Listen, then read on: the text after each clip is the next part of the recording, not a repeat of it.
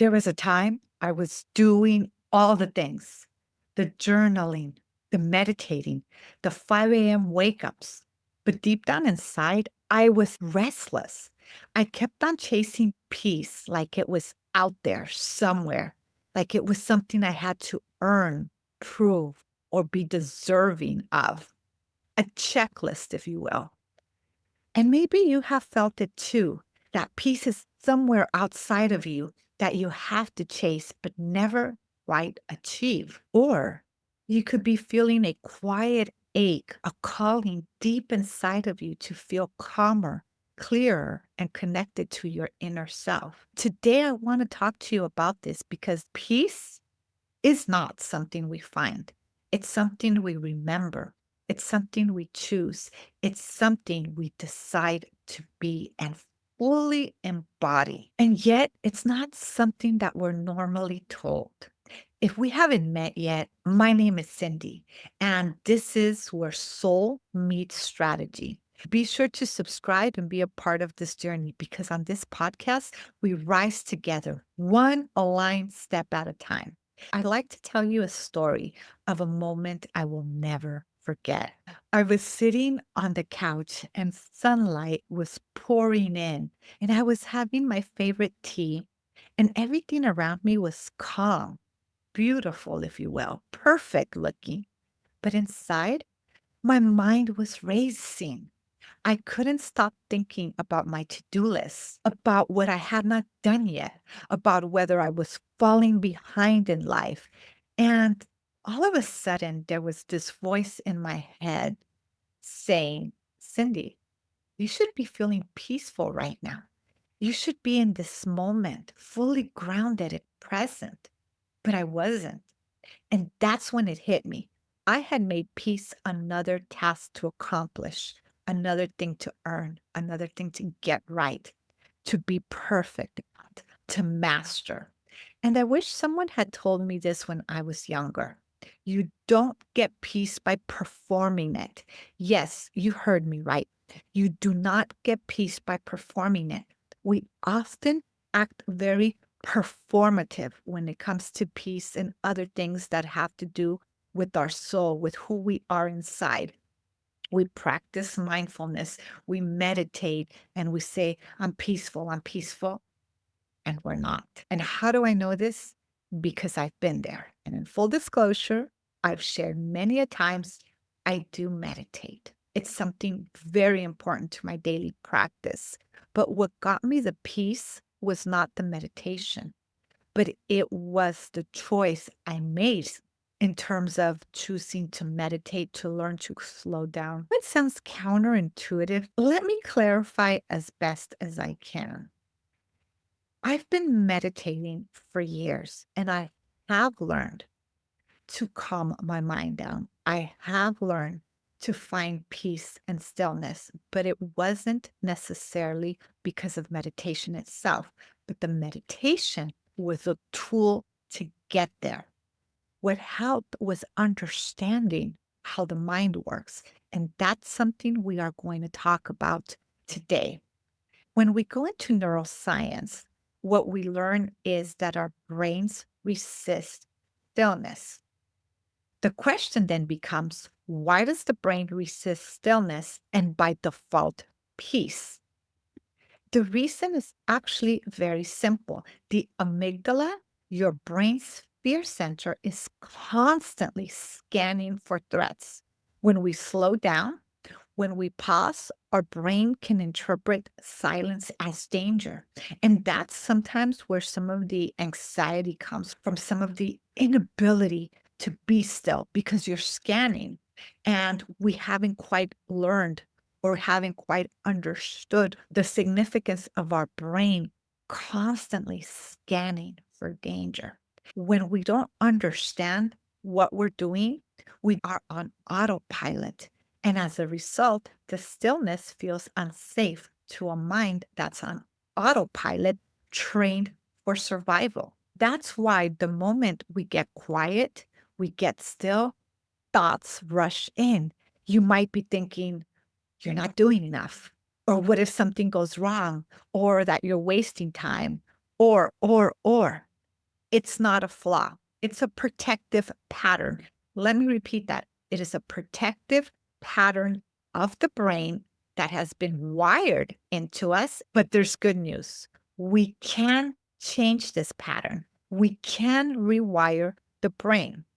And like most patterns, when you do something repetitively, you create new patterns, new neural pathways. Today, I'm going to share 3 tips with you that can help you create new patterns, that can help you slow down, be more still, so that you can start to find your own stillness and peace.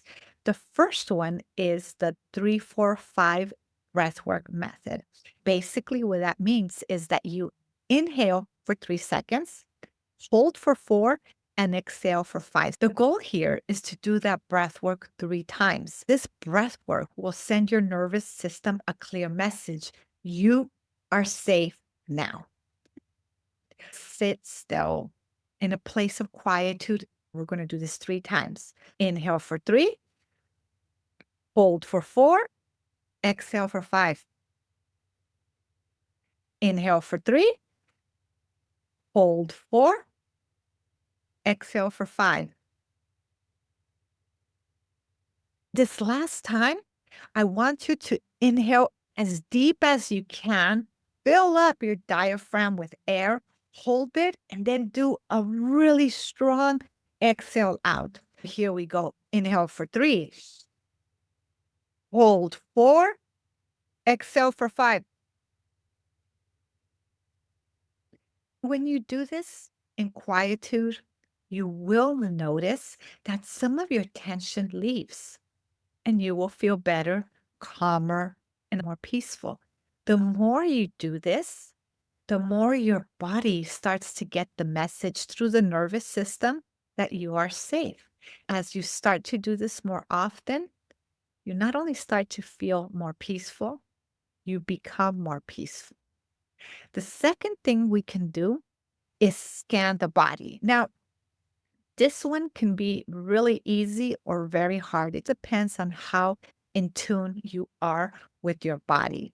What we want to do is, again, be in a quiet place. Gently close your eyes. I'm going to do this with you. Close your eyes. Be still for a moment. And then focus on the crown of your head. See how that feels. Do you feel any tingling in your head, any pressure?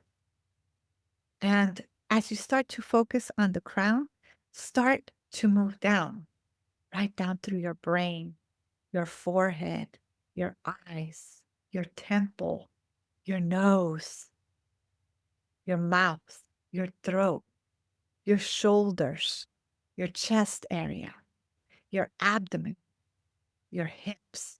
Now go down your legs, all the way to your toes. Let's try this one more time. Close your eyes. I'm doing this with you. Start at the top of your head. Focus on that upper region.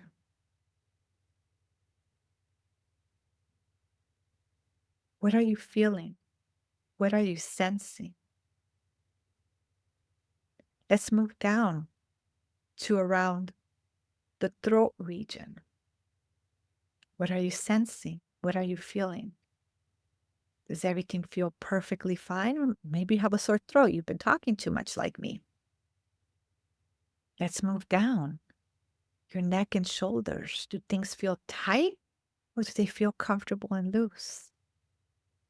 Keep on moving down your chest area, down to your core area, down to your lower body area, down to your toes.